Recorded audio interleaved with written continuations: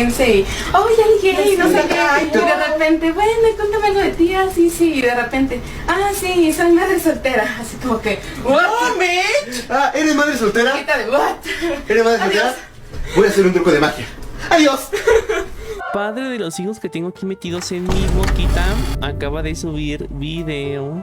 Entonces, vamos a ver. Encontré 15 casos inquietantes. Del amor de mi vida, Alex PH, que yo sé que él en el fondo me ama. Yo sé que solo sube videos para que yo los vea. Yo lo sé, yo estoy seguro de eso. A mí no me cabe la menor duda de eso.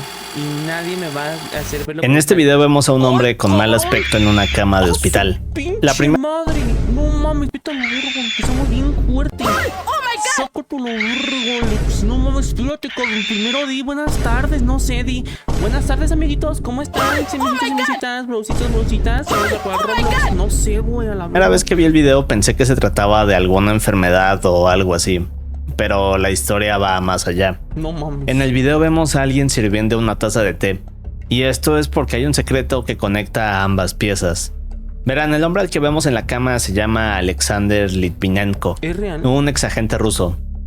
Alexander era un oficial de alto rango. Sí, estaba guapo, güey, ¿verdad? En el Servicio Federal de Seguridad de Rusia.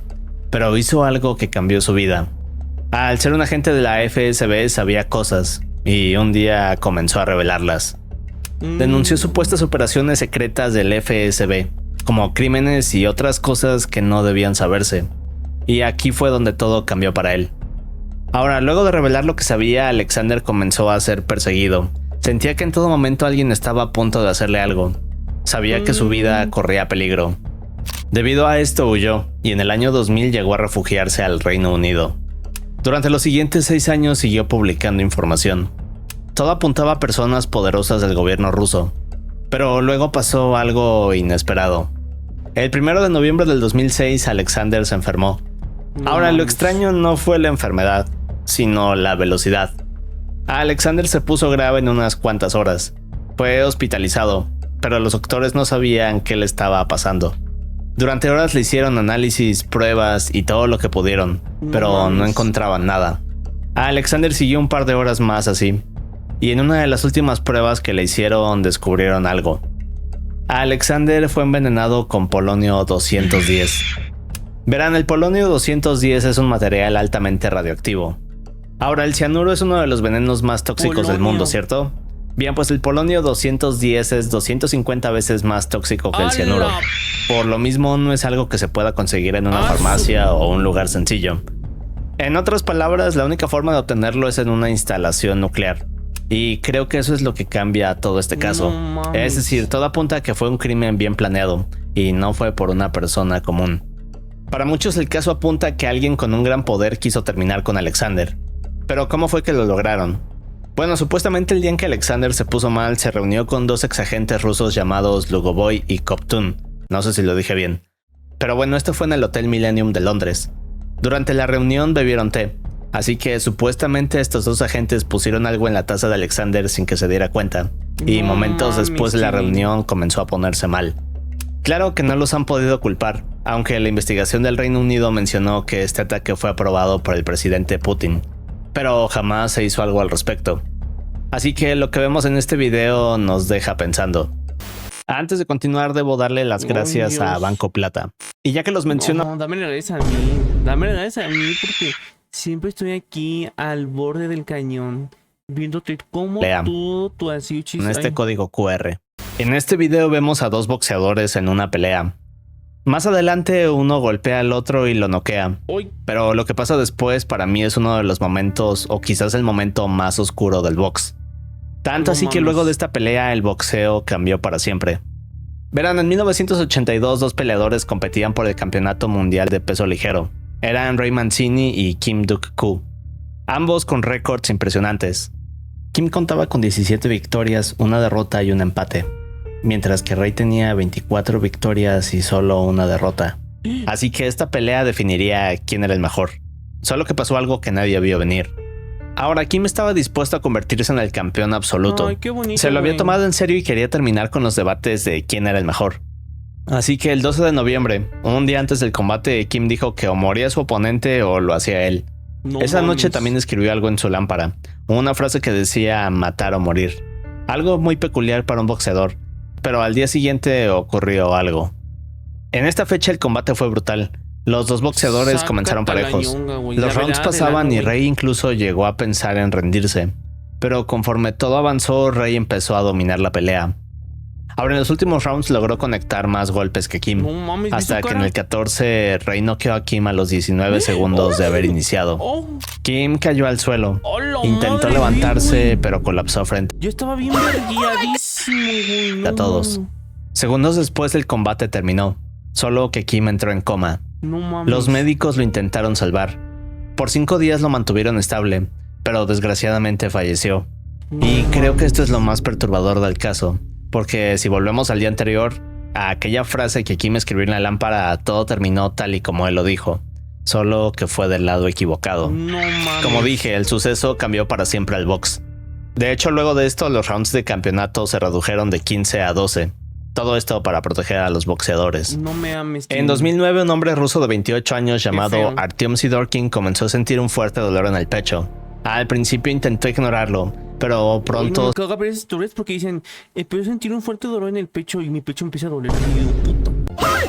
Yo empiezo así de no más me duele el pecho, güey. Y te lo juro, dura una semana con el dolor de pecho. Yo, y de repente, y tenía cosquillas en el ano. Y yo, puta madre, me está dando cosquillas en el ano. Así, güey. se volvió peor, hasta que llegó un punto en el que no podía mantenerse de pie. Unas horas después, Artyom comenzó a toser sangre. No mames. Aquí fue cuando a se dio la cuenta verga. que era mucho peor de lo que pensaba, así que salió corriendo a urgencias. Ahora, ¿Qué cuando pedo? llegó estaba pálido, encorvado y su expresión en el rostro era terrible. Se veía tan mal que los médicos pensaron que eran sus últimos momentos, pero aún así intentaron ayudarlo. Ahora, poco después lo llevaron a observación y le hicieron varias preguntas. El diagnóstico final fue que sus pulmones estaban colapsando debido a un tumor. Aquí lo llevaron No a hacerse una mames. radiografía. Minutos después el radiólogo confirmó que había algo creciendo adentro de sus pulmones. A la Así madre. que podemos imaginarnos su reacción. Seguramente fue una noticia devastadora. Pero aquí hay otro detalle. Ahora, para no hacer más grave el procedimiento, los médicos dedicaron a extraer solo una pequeña muestra para saber si esta masa era cancerosa o no. Sidorkin estaba aterrado, pero no tuvo otra opción. Y luego descubrieron algo aún más extraño. Ay, Ahora, cuando Dios. leí este caso por primera vez, pensé que iban a encontrar un tumor o algo similar, pero jamás imaginé que lo que encontrarían sería mucho más bizarro. No Verán, días mames. después Sidorkin entró al quirófano. El cirujano extrajo la muestra, solo que al observarlo notó que era mucho más raro de lo que imaginaban. El objeto tenía algo oculto. Había algo en el interior de ¿Qué esta era? masa. El cirujano Un animal. ¿Te imaginas? lo abrió y luego se llevó una sorpresa. Lo que estaba creciendo en la pared del pulmón era un pequeño árbol. ¿Qué? No mames, como cuando te, güey, como cuando te dicen que no te comas la semilla de las sandías porque te salen plantas y de repente, no mames. ¡Oh my god! ¿Sí o no? De que dices, oye, deja, no me como las semillas porque capaz sí que es un arbolito. Pues ese güey fue real. ¿Qué pedo? Medía apenas 5 centímetros de largo. El color era verde intenso. Pero lo más sorprendente es que este árbol estaba vivo y desarrollándose sin ningún problema. No mames. Así que, ¿cómo es posible que esto ocurriera? Bueno, los médicos concluyeron que todo fue debido a la profesión de Sidorkin, que era un botánico. Había inhalado una semilla de abeto que quedó alojada en sus pulmones, así que al crecer el árbol comenzó a mezclarse con todo el tejido pulmonar. Esto fue lo que hizo que tosiera sangre. Ay, El Dios. caso fue una extraña coincidencia. Ahora, en mi opinión, no sé si a esto se le puede llamar suerte, porque por un lado la semilla se metió a su cuerpo y empezó a crecer ahí, pero Qué al miedo, mismo güey. tiempo fue un alivio que se tratara de esto y no una enfermedad mortal. Algo así como sustos que dan gusto. Bien, cuando Qué los médicos pinche informaron miedo. a Sidorkin que no tenía cáncer, sino un árbol adentro de él, quedó sorprendido y al mismo tiempo se sintió aliviado. Existe una foto del caso, pero es bastante grotesca. Ay. Ay, no. Este es un ejemplo de un caso perturbador con una explicación médica, pero el siguiente es un caso de una persona oscura. Oh.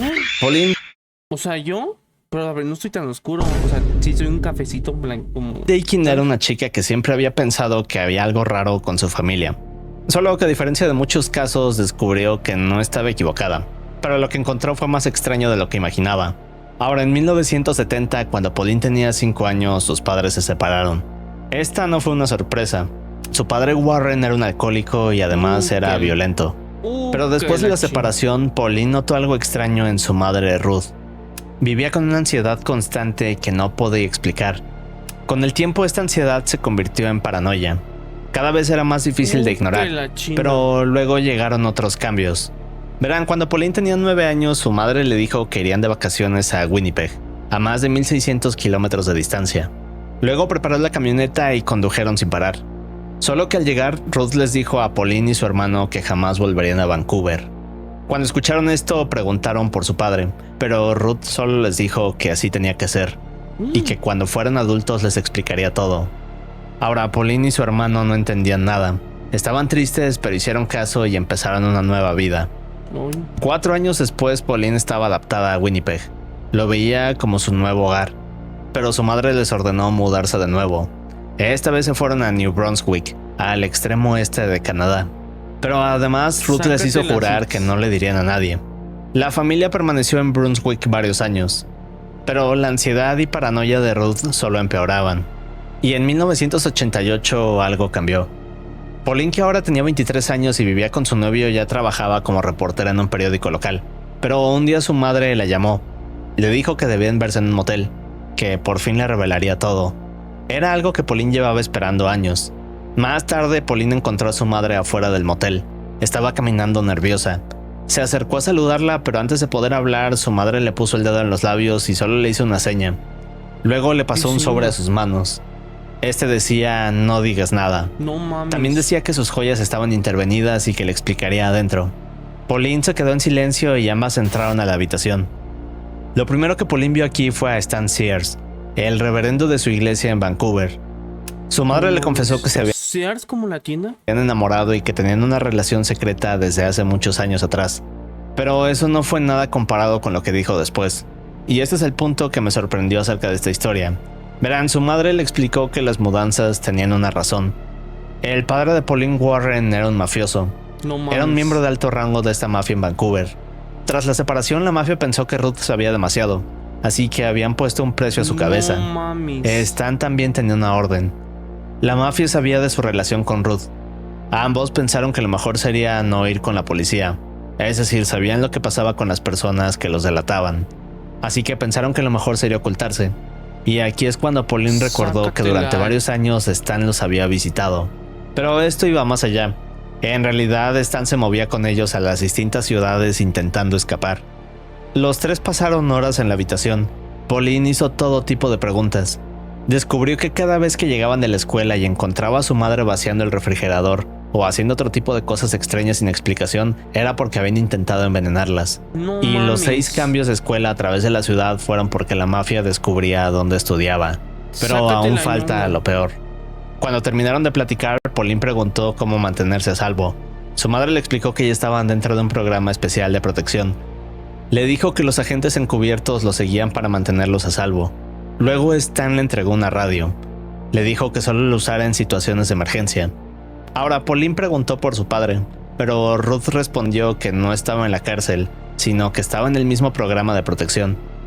Incluso le entregó una carta donde su padre explicaba que esperaba a Pauline cuando estuviera lista. Al salir, Stan también le entregó un transmisor GPS magnético. Le dijo que lo pusiera debajo del auto para que los agentes pudieran localizarla. Toda esta nueva información y objetos hizo que Pauline llegara a casa ansiosa. En cuestión de días, su paranoia aumentó. Dejó a su novio, renunció a su trabajo y se cambió de departamento. Solo podemos ponernos en su lugar. Es decir, ella esperaba que en cualquier momento alguien entrara por ella. Sí, güey, no manches. Luego de varias semanas así, llamó a su madre para decirle que quería entrar al mismo programa de protección que ella. Pero su madre le dijo que el proceso era complejo y que además un agente debía contactarla cuando fuera el momento indicado. Y así pasaron 5 años. Durante este tiempo, Pauline se enamoró de un hombre llamado Kevin, quien se convirtió en su esposo. Pero aquí pasa Kevin, además, el nombre de vato que está bien rico. Oye, sí. Así bien rico. algo interesante. Verán, cuando Pauline comenzó a contarle acerca de todo, empezó a dudar de sí misma. Es decir, ahora que lo decía en voz alta sonaba ridículo. Y pensaba que tal vez la historia de la mafia no era real. Días después de esta conversación, Pauline llamó a su madre. Le gritó histérica diciéndole que alguien había entrado a su departamento. Pauline decía que era la mafia. Ahora su madre le ordenó no llamar a la policía, le dijo que ella arreglaría todo. Así que unos minutos después le devolvió la llamada. En esta, Ruth le dijo que habían hablado con Stan y que los agentes que vigilaban la casa de Pauline habían confirmado que efectivamente 2 hombres de la mafia entraron a su casa, pero que ya habían sido detenidos. Fue un gran alivio para Pauline, pero no por haberse salvado de la mafia, sino porque en realidad era una trampa. Y para mí esta es la parte más satisfactoria del caso, por así decirlo. Verán, Pauline llevaba años sospechando que algo no encajaba, pero necesitaba estar segura, y cuando probó a su madre descubrió la verdad. Verán, Pauline le dijo a su madre que había inventado todo, que nadie había entrado a su departamento y que solo estaba esperando a descubrir la verdad. Gracias a esto entendió todo. Jamás hubo ninguna mafia. Su padre tampoco era un mafioso. Todo era una mentira. Pero entonces, ¿qué pasó? ¿Qué pido con esto? ¿Qué pido con esto, güey? Está bien. Resulta que Stan padecía de síndrome delirante. Es decir, que aunque parecía una persona normal, en realidad vivía alucinaciones que eran reales. O al menos para él. Pero había una en particular que se repetía, y era que la mafia lo perseguía. Ahora, durante la relación con la madre de Pauline, la transmitió ese delirio a través de algo llamado locura de 2. Un síndrome donde la personalidad dominante contagia a la otra. Ya me perdí. O sea, un viejito empezó a andar con su mamá y la convenció de que la mafia lo estaba siguiendo. ¡Oh, my God! Y que había comida envenenada y se mudaban a cada rato y se cambiaban a cada rato de escuela y nunca pasaban más de tanto tiempo en un lugar y todo era mentira. Y todo era falso, güey. Y todo lo vergo. Pauline los confrontó, pero no admitieron la mentira. Para ellos todo era real. Y esta parte me deja pensando. Es decir, si lo vemos desde su perspectiva, Stan y Ruth no mentían. De cierta forma intentaban hacerlo por el bien de Pauline y su hermano. Para ellos lo de la mafia era real. De hecho, durante el resto de sus vidas... Y luego él era padre de la iglesia. Continuaron ¿Sí es cierto? ¿Ese güey daba misas? Asegurando que la mafia los perseguía. Y su mayor preocupación al final fue que Pauline abandonó el supuesto programa de protección. Nunca cambiaron ni fallecieron creyendo esta versión. No mames. Pauline terminó escribiendo un libro y contando esta experiencia. Es una historia bastante curiosa. No mames, güey. La fecha es noviembre del 2000. Ya no entendí. Ay, sí, ni que fueran matemáticas. ¡Oh, my God! O sea, le hicieron creer que los pinches narquichis y la gente madre lo estaba persiguiendo por todo el mundo. Pero pues todo era mentira porque el güey nada más se imaginaba eso y no nada era verdad y ya. 4. Peter Porco. Tampoco es AXX menos X23 menos... Si no entendiste esto, ¿cómo serás en matemáticas? La verdad. Un hombre de 52 años que vivía en Delmar, Nueva York. Era secretario de un tribunal de apelaciones. Vivía en una casa de 2 pisos junto con su esposa Joanne de 54. Jonathan era su hijo mayor de 23 años y Christopher el menor de 21 que estudiaba en la Universidad de Rochester. Eran una familia normal. Pero el 15 de noviembre todo cambió. No mames. Verán, ese día Peter se despertó y comenzó su rutina de siempre. Poco después llegó la hora de ir al tribunal. Solo que Peter no llegaba. Ahora era conocido por ser muy puntual y responsable, así que cuando no apareció esa mañana sus compañeros se preocuparon. Lo llamaron pero no contestó. Horas después enviaron a un oficial para revisar que estuviera bien. Cuando el oficial llegó a la casa vio algo extraño. Los autos estaban en la entrada. La puerta principal estaba cerrada. El oficial tocó la puerta, pero nadie respondía. Luego probó la manija y se dio cuenta de que la puerta estaba abierta. Cuando le empujó y dio el primer paso hacia adentro del hogar, notó que algo le impedía caminar. Y cuando miró hacia abajo, lo entendió todo. Peter Porco estaba en el suelo sin vida. Tenía una gran marca en la cabeza. El oficial pidió refuerzos. Y poco después, mientras investigaban la casa, descubrieron que Joanne estaba en el segundo piso. Estaba en su cama. Tenía varias marcas en la cabeza. Todo indicaba que se trataba de un ataque brutal. Sorprendentemente, Joanne aún respiraba, así que fue trasladada al hospital. Su cirugía logró salvarle la vida, pero tuvo que ser puesta en un coma inducido. Luego de esto, la policía comenzó a trabajar en la escena del crimen, pero descubrieron otros detalles interesantes. Por ejemplo, el sistema de alarma fue destruido. La línea telefónica había sido cortada. La malla de una ventana estaba rasgada. Aquí descubrieron que esta había sido la entrada del agresor. Luego de analizar esto, se dieron cuenta de algo más extraño. Nada había sido robado. La cartera de Peter tenía dinero y aún estaba en casa. Las joyas costosas... Uy, se ve de esos señores que Bueno, se me da miedo. La verdad, si no te dice esos señores que no te les acercas. Que te dice, ven hijo, te voy a dar a regalar. Y yo, no. No, gracias. Las de Joan estaban intactas. Pero cuando revisaron las demás habitaciones encontraron algo. Un hacha de bombero Era que el pertenecía a los Porco. Estaba oculta en un closet. Estaba claro que este había sido el objeto del ataque. Poco después de esto, los hijos de Joan y Peter se enteraron del ataque gracias a las noticias. From Police Dispatcher Saginaw. Hi, my name is Chris Porco. I was just called by the Times Union saying that my parents were found dead this afternoon. I was wondering if you had any information. Hey, Chris, whereabouts are you? I'm at school in Rochester, New York. Okay, are you in a dorm there? Bien tranquilo. Sí, hola, vi que se murieron mis papás. Sí. Hola, buenas tardes. Sí, es que vi que se murieron mis papás en las noticias y pues quiero ver qué onda. Sí, güey. ¿Qué pedo? Yes, I am. Okay. You're gonna go right to Albany Med? I don't know. I don't even know where my mom is, but... Yeah, she is at Albany Med. Okay, do you know her condition? No, because I haven't talked to her. Let me give you my pager number. Okay. Ahora, al enterarse, No Chris mames. llamó a la policía para saber qué había ocurrido con sus padres. Pero hay un detalle, y debemos ir atrás. Verán, en realidad a Chris le estaba yendo fatal en la universidad. Durante meses había estado reprobando prácticamente todo. Pero lo peor es que durante este tiempo había sacado préstamos enormes a nombre de su padre, No mames. falsificando su firma y otros documentos. No mames. Your parents were upset. Without a doubt, they were very upset. Your father says things were spinning out of control for you. Mm-hmm. And if he ever forged his name to another credit document, he was going to turn you into a place for forgery. Así que cuando Peter se enteró No de mames. esto, él y Joan le escribieron un correo a su hijo. Peter estaba furioso, pero aún así le escribió a Chris que lo ayudarían porque lo amaban. El problema fue la respuesta de Chris, porque luego de leer el correo salió del campus y condujo a su casa a mitad de la noche. Cuando llegó se metió con cuidado por la ventana y atacó a sus padres mientras dormían. Pero cabrón. más allá del ataque, creo que lo perturbador es lo que pasa después. Y como siempre decimos aquí, la realidad supera la ficción. Verán, Peter recibió 16 golpes en la cabeza hasta que quedó inconsciente. Su pinche Pero horas madre, después, a la güey. mañana del día siguiente, se levantó e hizo su rutina matutina. El análisis forense reveló que Peter se levantó para ir al baño. Luego se bajó a escribir un cheque para Chris.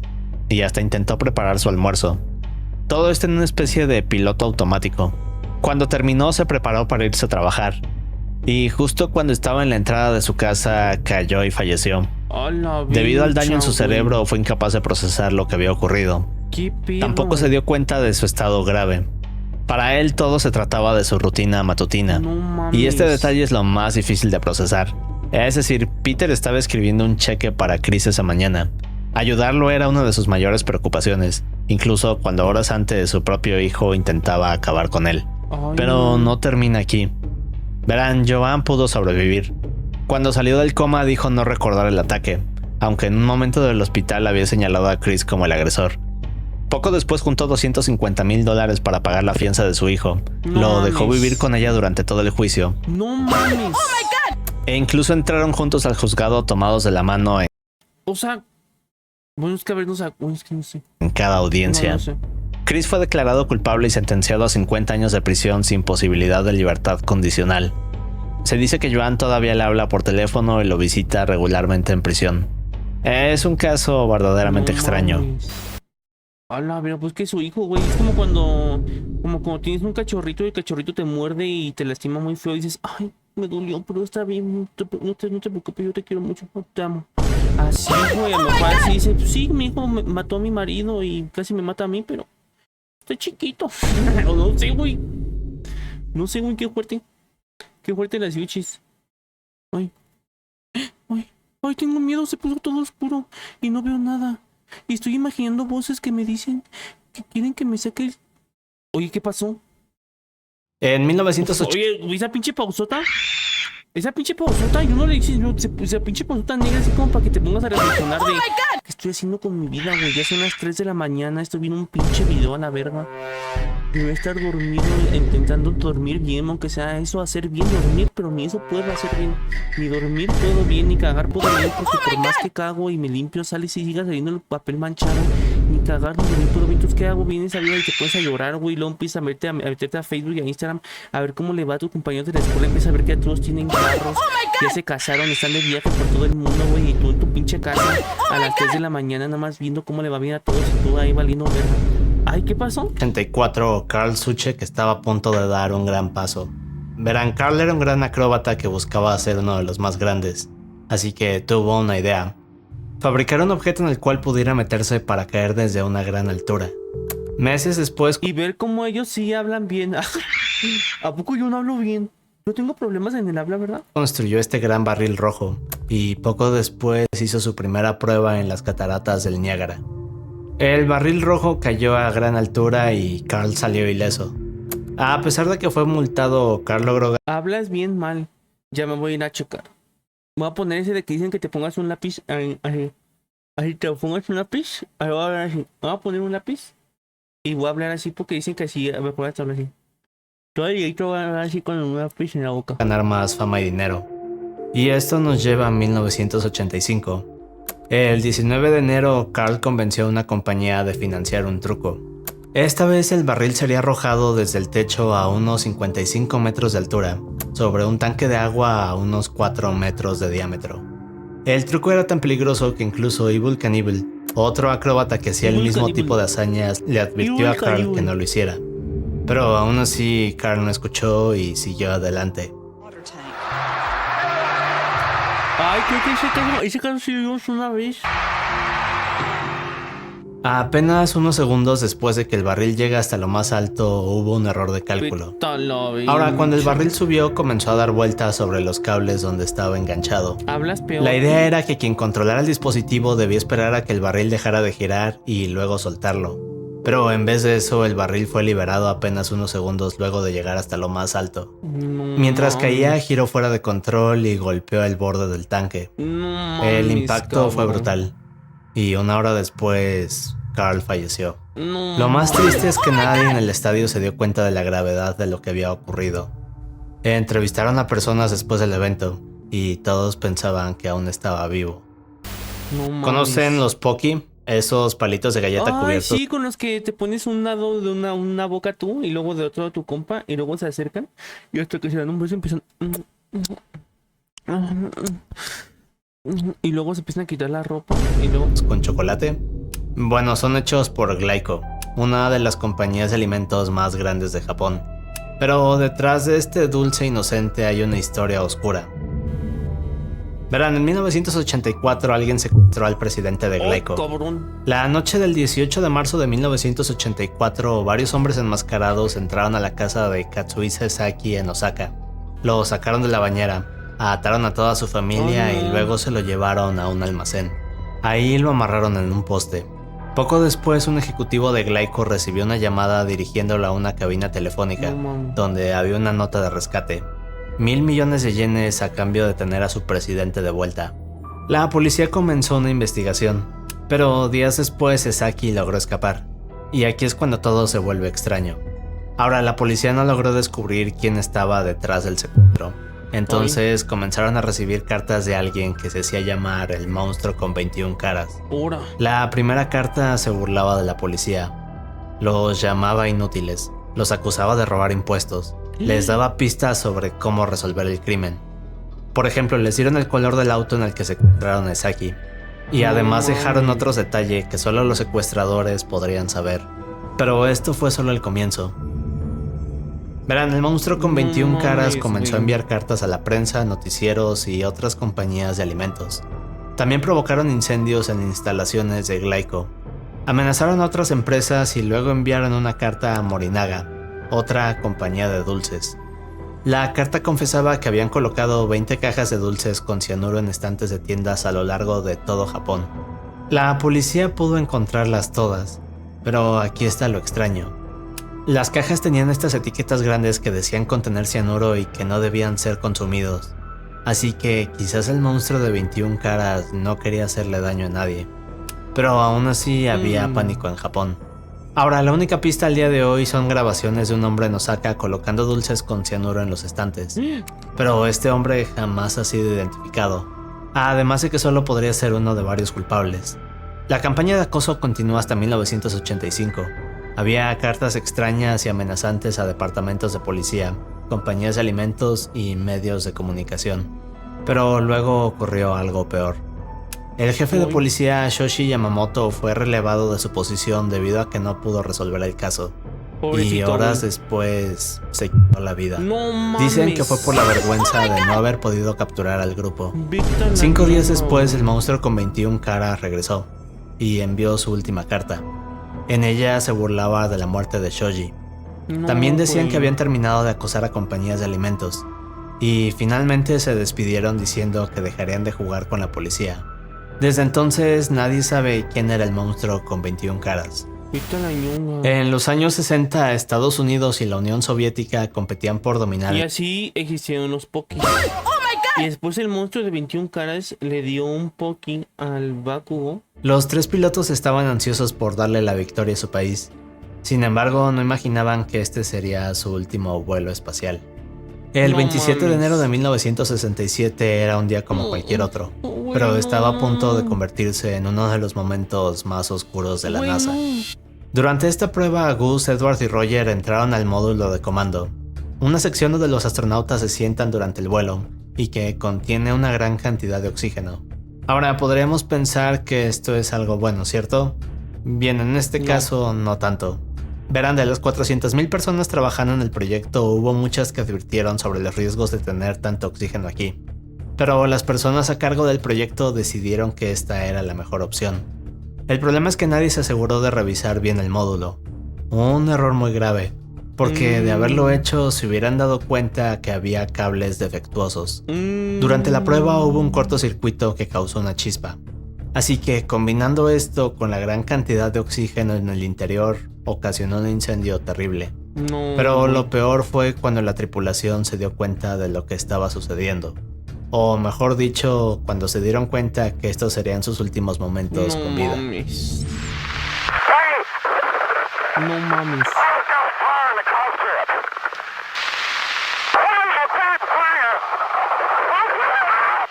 Ay, no, güey. Verán, debido a la cantidad de oxígeno Pues dentro del módulo, en el astronautas. interior se acumulaba una gran cantidad de presión. Como mecanismo de seguridad, el módulo tenía una puerta que únicamente se podría abrir No desde adentro. mames. Esto para evitar accidentes. Así que era imposible intentar forzar la puerta a abrirse desde afuera. Lo que parecía ser un mecanismo de seguridad en realidad terminó convirtiéndose en un gran error. El personal intentó hacer todo lo posible por sacar a los astronautas. A pesar de todos los esfuerzos, nadie pudo escapar. Luego del suceso, los No investigadores mames. estimaron que la temperatura al momento del accidente fue de 1400 grados Celsius. No hubo ninguna posibilidad de sobrevivir a esto. Pero lo más aterrador del caso es la foto final. ¡A la pincha! Aquí podemos ver los No trajes mames. carbonizados. Lo peor de todo es que esta fue una falla que era fácilmente No te previsible. pases, Tilín. Y la razón principal de haber omitido esto fue por la presión de ganarle a la Unión Soviética. El Roger. Después del fallo, la NASA tuvo que enfrentarse Órale, a la presión. El programa Apolo se detuvo casi 20 meses. La nave espacial tuvo que ser rediseñada.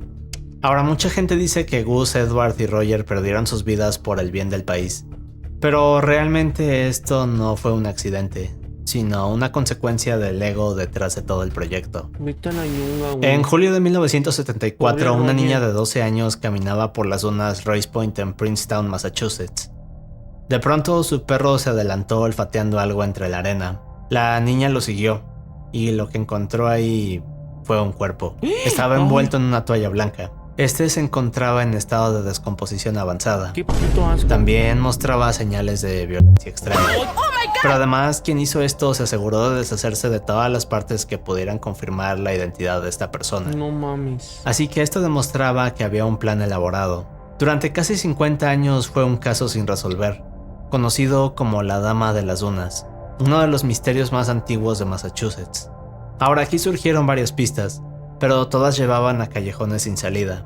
Se hicieron exhumaciones, reconstrucciones faciales, No me ames. comparaciones con miles de desaparecidos, y nada funcionó. Nadie sabía quién era esta mujer, ni quién le hizo esto. Ahora, en los años 70 no existían bases de ADN ni las técnicas forenses que existen hoy, pero eso nos lleva a octubre del 2022. donde todo cambió. El FBI identificó O sea, apenas supieron, güey. a esta mujer usando No mames, Tilly. genealogía genética. Es decir, combinaron su ADN con árboles familiares públicos. La mujer resultó ser Ruth Marie Terry, de 37 años y originaria de Tennessee. Esta fue la primera gran pista del caso. Ahora la pregunta era, ¿quién estaba detrás del crimen? Bien, la investigación llevó al FBI a un hombre llamado Guy Rockwell Moldavin. Verán, Ruth y Guy se casaron apenas 5 meses antes del crimen. Ahora, Guy había sido el principal sospechoso en la desaparición y muerte de su otra esposa y su hijastra, en Seattle durante el año 1960, pero nunca lo condenaron. Tras confirmar el matrimonio, los viajes de la pareja y que Ruth cortó contacto con su familia después de estar con él, las autoridades concluyeron oficialmente en 2023 que Guy fue el responsable de su fallecimiento. Solo que había un inconveniente. Guy falleció en 2002, así que aunque confirmaron que él estuvo detrás de todo, nunca pudo ser llevado a un juicio. Es un caso donde la justicia llegó, pero era demasiado tarde. El 28 de febrero de 1989 en Miyakojima, un pueblo de Japón, una maestra de primaria de 23 años regresa a su apartamento en un edificio de docentes después de un gran día de trabajo. La chica va al baño, de esos baños japoneses tradicionales que están al ras del suelo, pero entonces nota algo. Pero ahí, ¿es pa' pipí o pa' popó? ¿Alguien sabe? ¿Este baño es pa' pipí o es pa' popó? ¿O es para las dos? O... japoneses popó tradicionales que están al ras del suelo. Pero pipí, no manches, ni se ponen de acuerdo. Entonces nota algo. Debajo del baño, apenas visible a través del hueco. ¿Tú cagarías ahí? Yo a mí me gustaría. A mí me gustaría mucho hacer el baño uno de esos, a ver, de que, güey, yo hice caca en una de esas. Había un zapato negro. ¡Ay, cabrón! Así que cuando la chica ve esto, avisa a la policía. Y más tarde, cuando los rescatistas inspeccionan el sistema séptico bajo el baño, encuentran algo. Un cuerpo atorado en el acueducto. No. No te... ¿Cómo, güey? Era Naoyuki Kano, un chico de 26 años. ¿Cómo, güey? Era empleado de mantenimiento de la central nuclear local y miembro del grupo juvenil del pueblo. Pero aquí viene lo raro. Verán, Naoyuki llevaba desaparecido desde el 24 de febrero. Su coche había sido encontrado abandonado cerca de una granja. Los investigadores estiman que falleció el 26 de febrero, pero lo más extraño de todo era la posición de su cuerpo. Ahora, la cámara séptica medía unos 107 centímetros de alto. Naoyuki medía 120. Cuando lo encontraron, estaba colocado sí, güey, ¿cómo llegó ahí? O sea, ¿cómo? De forma horizontal. La posición de su cuerpo era antinatural. Para muchos era difícil creer que Naoyuki se hubiera colocado así por cuenta propia. Pero luego descubrieron que Naoyuki no tenía señales de violencia. Así que la policía concluyó que falleció por hipotermia. Ahora, la teoría es que Naoyuki había entrado al sistema de tuberías para poder espiar mujeres en el baño, pero se quedó atascado y no pudo salir. Solo que muchos en el pueblo nunca creyeron esa versión. No mames. Es decir, las dimensiones del tanque y la posición del cuerpo hacían muy difícil de creerla. Además de esto, uno de los zapatos de Naoyuki se encontró fuera del sistema de tuberías, en una zanja a varios metros del edificio, lo que para muchos significa que lo que le pasó a Naoyuki fue fuera de las instalaciones. Mames, güey. Pero hay algo más raro. Se dice que Naoyuki conocía a la maestra que lo encontró. Fue a través de su novio. Se dice que Naoyuki incluso la había ayudado con llamadas de acoso telefónico. Y esto nos lleva a la siguiente teoría, que quizás alguien que quería vengarse de él lo obligó a entrar aquí, o que lo atacó antes, y luego lo colocó aquí para simular un accidente. En 2004 el caso se cerró. Oficialmente no se considera un asesinato, pero para muchos sigue siendo un misterio sin resolver. Güey, pues sí, güey, ¿cómo llegas ahí? El 26 de junio... ¿Para que te quedan los miedos y la mierda de todos? No manches, o sea, ¿por qué te meterías ahí de que a ver, te meto? Para ver cómo me cae un pinche mojón en el hocico, güey. En junio de 1995, No la mames. Policía Estatal de Virginia llega a investigar un accidente automovilístico. Frente a ellos hay una furgoneta que se salió de la carretera. Al interior hay 2 pasajeros sin vida. Ahora el conductor fue identificado. Era Michael Lee Hager, de 21 años, estudiante de la Universidad de Carolina del Sur. De acuerdo con el reporte, Se parece a mí. como que hasta me dio escalofrío, ¿sabes? De que, uy, se parecía a mi chavito, güey. Michael se quedó dormido mientras conducía en un viaje de regreso. El problema es que el segundo chico Así no de fue... que, güey, pude ser yo. ¿Cómo acércate de mí? No mames, no se parece un buen a mí, pude ser yo. Pude ser yo, tengo miedo, fue tan fácil de identificar. El accidente fue tan terrible que quedó irreconocible. No mames. Las únicas pistas estaban en el sitio del accidente. El chico tenía entre 16 y 21 años. Cabello largo, castaño claro. Un tatuaje casero de una estrella de 5 puntas en el brazo izquierdo. Llevaba unos jeans y una camiseta de Grateful Dead. Y en su ropa encontraron algo más. Una nota. Esta decía: para Jason, siento que tuviéramos que irnos. Nos vemos. Caroline O y Caroline T. Ahora, la nota venía con 2 boletos de conciertos de Grateful Dead. Estaban fechados entre el 24 de junio de 1994 y el 25 de junio de 1995. Junto a la nota había un número de teléfono, pero a pesar de todo esto, la policía no pudo resolver el caso. Con el tiempo la gente empezó a llamarlo Grateful Doe. Verán, en Estados Unidos, cuando una persona no puede ser identificada, se le da el nombre genérico de John Doe. ¿Eso es real? Ah, iba a decir, pero no sé Ezequiel. Y nadie más aquí ve Estados Unidos, entonces pues ni cómo confirmar. En este caso, el chico llevaba puesta una playera de la banda que mencionamos, Grateful Dead, y fue así como se ganó este apodo. Ahora, durante años el chico continuó sin ser identificado. Nadie sabía quién era. Es cierto. Ay, ahora ya todos son de ahí, ¿no? La familia del conductor no tenía idea de quién era esta persona. No sabían por qué su hijo estaba conduciendo con él. Con el paso del tiempo se crearon varios bocetos, reconstrucciones y retratos de la supuesta apariencia de esta persona. Después de que comenzaron a circular estas imágenes, comunidades de Reddit, Imgur y Facebook comenzaron a investigar. Primero difundieron una reconstrucción. Esta era más detallada. Uy. E incluso pusieron el tatuaje y los boletos en ella. Ahora, gracias a la circulación masiva de esta imagen, una persona que conocía a alguien llamado Jason Callahan reconoció el parecido, así que contactó a estas comunidades. No mames. Esta persona dio más fotos de Jason, y todas coincidieron con la reconstrucción. Poco después, la familia de Jason terminó viendo las publicaciones, así que decidieron hacer una prueba de ADN. En diciembre del 2015, casi 20 años después de todo, se confirmó que aquel pasajero misterioso era Jason Patrick Callahan de 19 años. Es tu gemelo. Ay, ahora. Un chico de Myrtle Beach en Carolina del Sur. Pero aquí viene la parte más triste de esta historia. Ahora, la familia de Jason ni siquiera consideraban la posibilidad de que su hijo hubiera fallecido. Su madre pensaba que Jason estaba viajando en la carretera, siguiendo el paso de su banda favorita, Grateful Dead. Por eso jamás lo reportaron como desaparecido. La última vez que Jason y su madre se vieron fue en 1995, un par de meses antes del incidente. Es un caso sorprendente y al mismo tiempo triste. ¿Qué pedo, güey? 9 meses, no, 5 meses después sin ver a tu hijo de 19 años, güey. Y que te valga ver dónde está. Fan Majin nació en 1976 en Hong Kong. Fue abandonada cuando era niña, pero su historia se convirtió en una de las más oscuras del país. Fan creció en un orfanato, pero le expulsaron al cumplir los 15, que era la edad límite. Sin hogar, terminó viviendo en la calle, y poco a poco... Oye, sí, güey, ¿qué hacen los del orfanato? O sea, cuando te sacan del orfanato porque estás grande, ¿qué haces? O sea, ¿dónde van o qué pasa con ellos? ¿Dónde van? O sea, ¿alguien conoce a alguien que ha hecho un orfanato? Poco cayó en adicciones. Pasó por varios trabajos hasta acabar como anfitriona de un club. Aquí conoció a Chan Man-hyuk, miembro... Ay, pues no creo que sean tan... Tú dinos, ay. No creo que estén tan ojetes de que... Híjole, pues ya tienes 18, adiós a la calle. Y los mandan a la calle así como si... ¿no? O sea, supongo que... No sé, algo debe de pasar, ¿no? Te conviertes en VTuber y te llamas Flop. ¡Oh, my God! De la triada Washing Wo, un grupo criminal peligroso.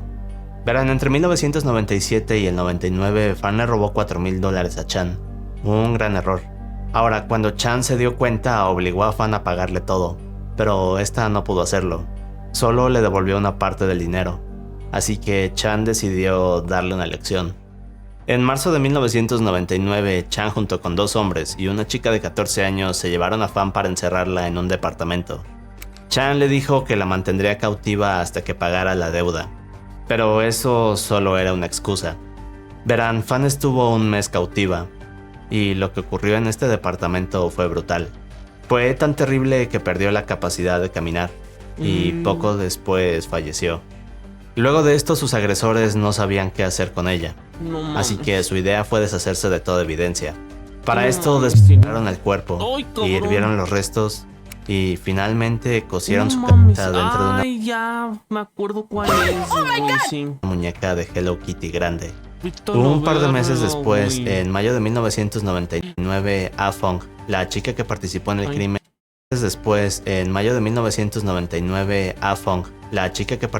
crimen, fue a la policía. Decía que era atormentada en sus sueños por Fan. Luego contó todo lo que pasó y llevó a la policía al departamento. La policía registró el lugar y no tardaron en encontrar la muñeca de Hello Kitty, con los restos aún en su interior. Los 3 hombres fueron condenados por homicidio. Ah Fong, en cambio, quedó libre por colaborar como testigo. El caso quedó marcado como uno de los más perturbadores de Hong Kong, y es conocido como el asesinato de Hello Kitty. Este video de junio del 2013 es de una cámara de seguridad y muestra a una niña y un hombre caminando en un Walmart. Ay, también lo vimos. Todo se ve normal, pero la historia de fondo es perturbadora. La niña del video es Cherish Lily Periwinkle, de 8 años. Periwinkle, ese nombre me suena. ¿De qué es el Periwinkle? El hombre con ella es Donald James Smith. Todo comenzó un par de horas atrás. Tran, la madre de Cherish, llamada Rain, estaba con sus 3 hijos en una tienda de descuento. Ahora, Rain no tenía mucho dinero y siempre luchaba por mantener a sus hijos. Ese día estaba buscando algo de ropa para ellos. Aquí es cuando aparece Donald. Se acerca a Rain y comienza una conversación. Un par de minutos después se llevan bien, y Donald le dijo que tenía una tarjeta de regalo de Walmart de $150. Así que se ofreció para llevar a Rain y sus hijos a comprar ropa a Walmart. Rain aceptó este gesto amable, o lo que parecía hacerlo. Verán, en realidad Donald había salido de la cárcel 3 semanas antes. Pinche viejo. Era un depredador con un gran historial criminal hacia menores desde los años 70. No, güey, ya no quiero saber qué pasó. Durante 2 horas, Rain y los niños estuvieron caminando a su lado por Walmart. Donald los fue engañando poco a poco, hasta que Rain confió totalmente en él. Pero a las 10:30 todo cambió. Donald le dijo a Rain que llevaría a Cherish al McDonald's que estaba dentro de Walmart para comprarle comida. En este punto, Rain confiaba ciegamente en él, así que dijo que estaba bien. Pero Donald y Cherish nunca fueron al McDonald's. Las cámaras de seguridad los grabaron caminando hacia la salida, y luego mostraron a Donald metiendo a Cherish a su furgoneta blanca para luego huir. 30 minutos después, Rain se dio cuenta de que la habían engañado.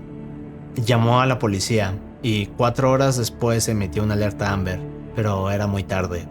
Cherish fue encontrada la mañana siguiente cerca de un arroyo. Estaba sin vida. La policía no tardó mucho en encontrar a Donald. En 2018 fue declarado culpable de secuestro, abuso sexual y asesinato. Fue sentenciado a pena de muerte y actualmente está en el corredor de la muerte de Florida. No mames, todavía está vivo. Todavía está ahí esperando a que lo matachen. Qué turbio. No mames. Verán, existía Pues ya se tardaron, ¿no? Ya. Se me les va a ir solito. No manches, ya. un sitio web llamado Poorly Planned Comics, creado por un tal Jack Masters. Ahora este webcomic fue creado en 2007, pero eliminado hace unos años. Aún existen algunos archivos en internet, pero hay una historia terrible detrás. Verán, el sitio presentaba varios cómics con diferentes historias y No personajes. mames, se pareció a la cosa que otra vez vino un güey. ¿Se acuerdan? Era difícil encontrar sentido a estos cómics hechos en Microsoft Paint. Ahora el sitio se fue expandiendo hasta el año 2010 aproximadamente. Un tema recurrente es que los personajes de las historias rompían la cuarta pared, así que los veíamos discutir con el autor. Digamos que era como si el cómic se desarmara ante todos, por así decirlo. El cómic a veces mostraba un tono filosófico, con referencias a la conciencia, arte, la obsesión y la salud mental. Pero es aquí cuando el tono cambia. A lo largo de la serie se creó algo así como un rompecabezas secreto. que hasta el día de hoy nadie ha resuelto totalmente. Y todo esto nos lleva a lo más notable de esta mega historia, el último cómic titulado El Final. Verán, esta parte de la historia habla del final de la vida del autor, o más bien es una nota de desvivimiento. En su última nota Jack dice: si estás leyendo esto, estoy desvivido. El cómic es mi última voluntad y testamento.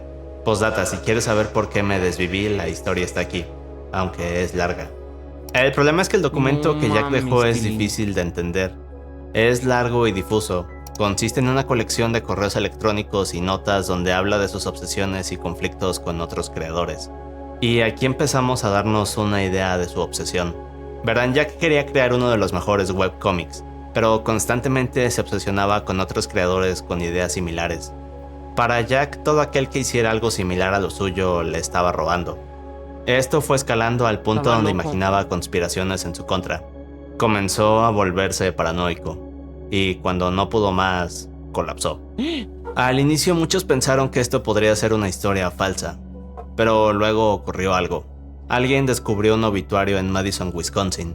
Este confirmaba el desvivimiento de un tal Jack Masters. El obituario incluye la fecha, edad y otros detalles que parecen encajar con la nota final del autor. Así que todo indica que es una historia real. Y esto es lo desgarrador. Jack mostró su talento en decenas de piezas de internet, pero por otro lado había alertas, paranoia, obsesión y el tormento en su interior. En este video de seguridad, un hombre en un aeropuerto parece buscar una forma de salir. Ahora, para dar contexto, esto pasó la noche de Año Nuevo del 2024. También lo vimos, creo. El hombre que vemos es Kyler Effinger, de 30 años. Esta noche Kyler tomaría un vuelo para ir a visitar a su abuelo enfermo, pero hubo un error, o más bien varios errores. Todo se fue acumulando, y a eso de las 9:50 el gerente de una tienda reportó un incidente con un pasajero, Kyler. Apenas llegó sintió que algo no estaba bien. El personal de seguridad lo vigilaba demasiado. Poco antes de abordar lo detuvieron para interrogarlo. Le dijeron que era una amenaza. Ahora Kyler no entendía por qué lo trataban así que comenzó a ponerse nervioso y a enfadarse. Intentaba explicar que solo iría a visitar a su abuelo, pero la seguridad insistía en que no era cierto. Gracias a esto, Kyler perdió su vuelo. Esto lo alteró aún más. Yo lo mandó Sora, a ver. Ah, sí, aquí está. Es el video que te digo de que mandó el video, irá. Ya está viendo el directo, irá.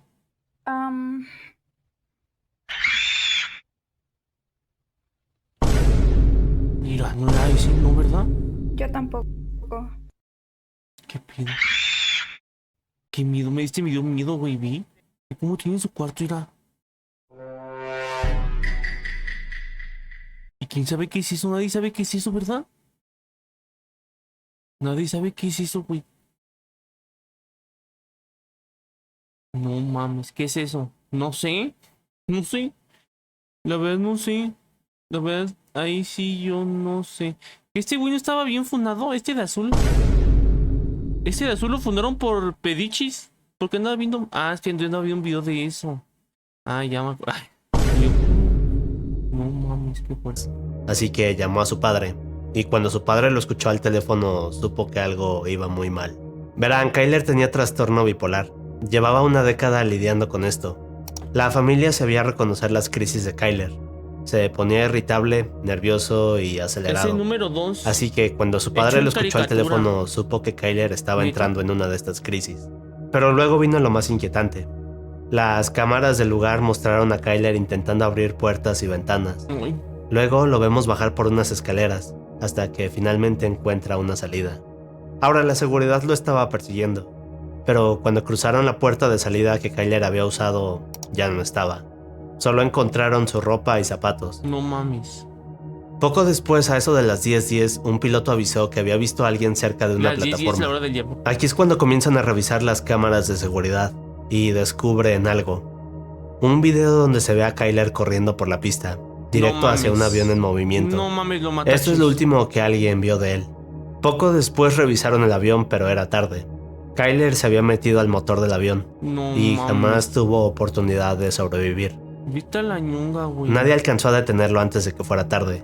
Así que muchos se preguntan si esto fue una falla de seguridad o una crisis que nadie supo manejar. Luego del incidente, la familia de Kyler pidió que su historia se conociera para mostrar la importancia de tratar este tipo de trastornos. De nuevo, gracias a Banco Plata. Ay, sentí que me volvió el oído. ¿Pero por qué hizo eso? ¿Qué pasó?